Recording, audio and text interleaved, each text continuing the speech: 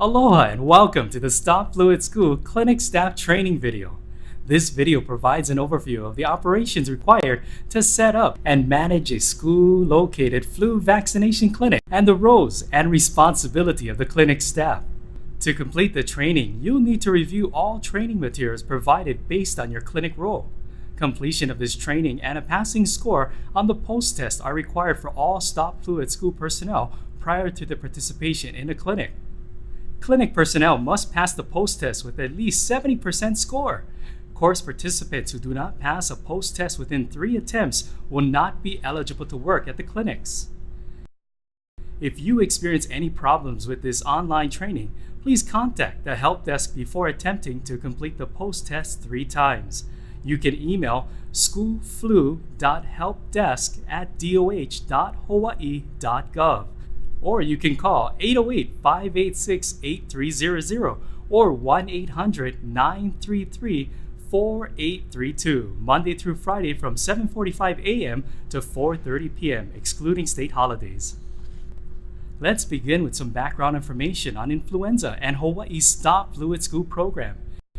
Each year in the United States, influenza disease results in millions of doctor visits and thousands of hospitalizations and deaths.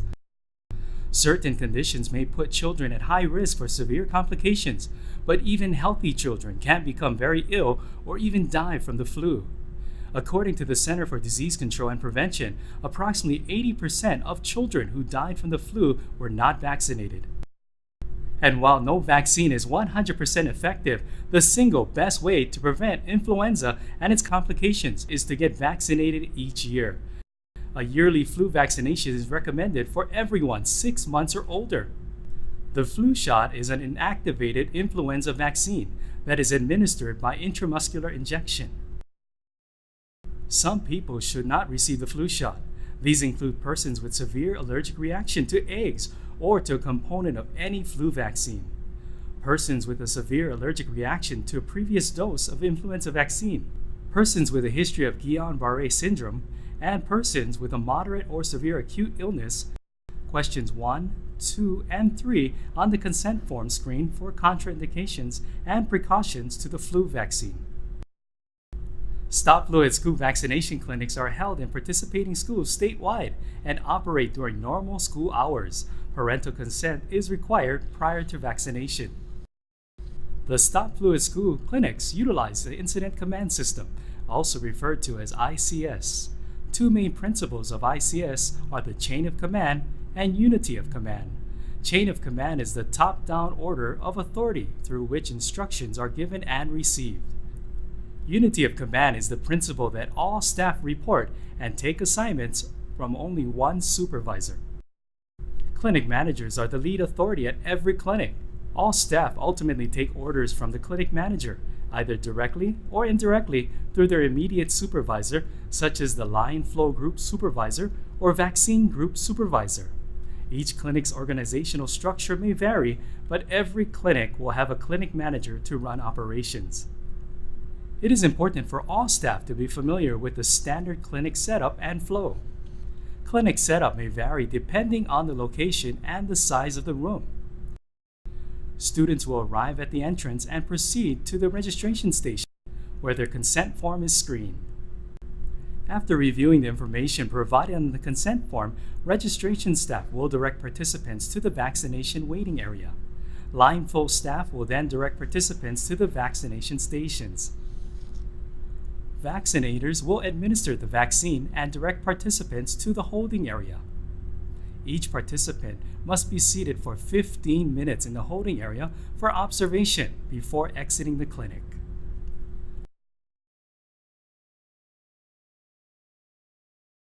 All staff must report to the clinic site 30 minutes prior to the clinic start time. There are penalties for repetitive lateness. Be sure to allow ample time for transportation, parking, and locating the clinic site. Parking is limited at many schools, and you may be required to sign in at the school office before proceeding to the clinic site. Parking and check-in instructions will be provided to you before the clinic date. When you arrive at the clinic site, check in with the clinic manager and sign in on the 211 and 211V form. You will receive your assignment and be provided a job action sheet which outlines your duties and responsibilities. Everyone will obtain just-in-time training, which is just a brief refresher of important information and updates. Vaccinators will receive an identification code for documenting vaccinations and will review the standing orders. Everyone will assist with clinic setup and perform their job duties as assigned.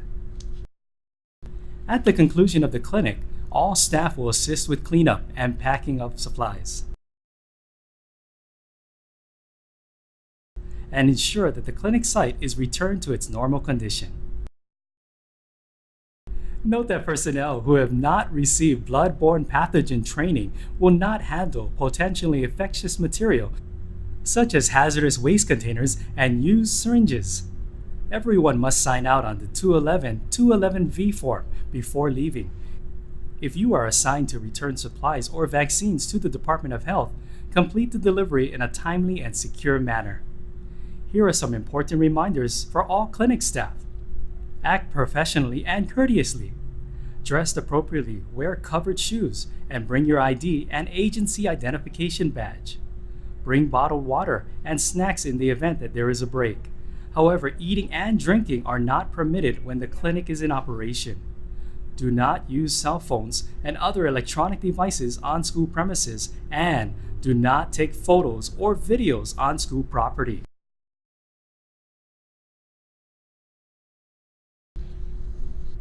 Registration staff are responsible for thoroughly reviewing student consent forms. When reviewing a consent form, match the name on the form with the participant to be vaccinated by comparing the name on the form with the student's name badge.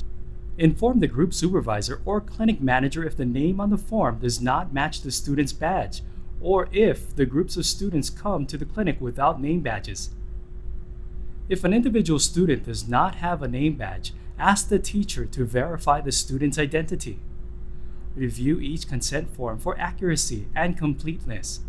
Information that must be provided on the consent form include the student's first and last names and date of birth, answers to all screening questions, signature of parent or legal guardian, and date. Blue or black ink are preferred, but consent forms legibly completed in other colors or using other writing utensils will be accepted. If any screening questions is marked yes or was left blank, refer the student to the group supervisor or clinic manager. Verify that the For DOH Use Only section at the bottom of the form has not been completed.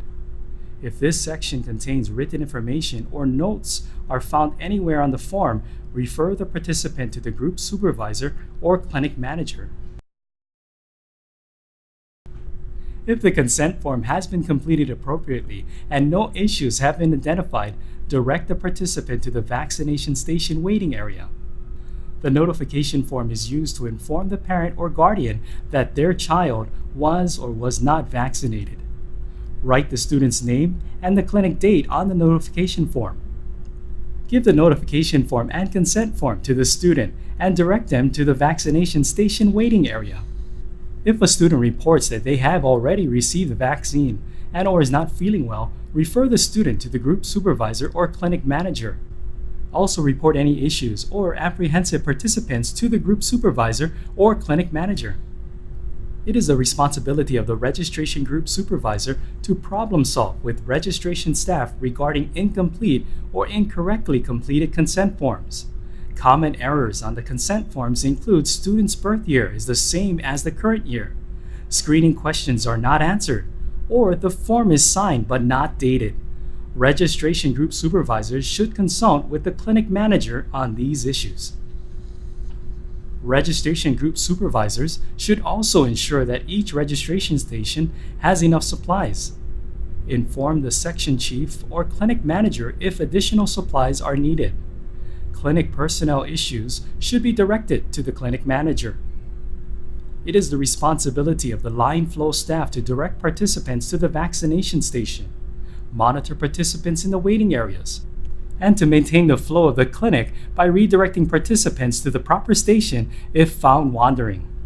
Line flow staff should investigate backups and take corrective actions as needed to resolve clinic flow issues. It is the responsibility of the line flow group supervisor to monitor line flow staff, investigate backups, and take corrective action. Consult with the section chief or clinic manager as needed regarding clinic flow and personnel issues, and assist with directing participants to maintain the flow of the clinic. It is the responsibility of observation area staff to monitor students after vaccination. Participants must be seated for 15 minutes in the observation area before returning to class. If possible, have students sit on the floor. Participants in the observation area must be seated throughout the entire observation period to reduce injury if fainting occurs. Staff should be actively monitoring the area and watching for signs of adverse reaction. If a participant experiences any adverse reaction, contact the group supervisor or clinic manager immediately. This concludes the Stop Fluid School Clinic Staff Training video. If you have any questions, email schoolflu.helpdesk@doh.hawaii.gov or call 808-586-8300 or toll free 1-800-933-4832.